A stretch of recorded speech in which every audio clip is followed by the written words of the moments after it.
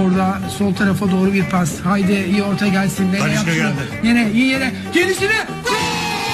Gol! Yine Asensio! Yine Asensio! Yine Asensio! Müthiş gol! 90 Asensio, artı be! müthiş gol! Yine attı be! Yine yaptı Bravo sevgili be! Matador! 3 puan çok Müthiş önemliydi. gol Matador! 90 artı 5'e kadar ne çektik?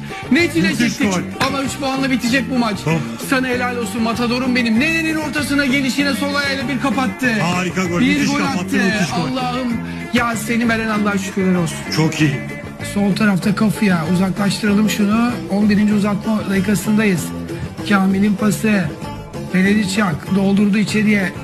Tehlike var. Genduzi top ağlara gidiyor, evet. O topu Evet, bir türlü uzaklaştıramadık. uzaklaştıramadık topu ve 90 artı 11. dakikada Kasımpaşa maçta durumu 1-1'e getirdi.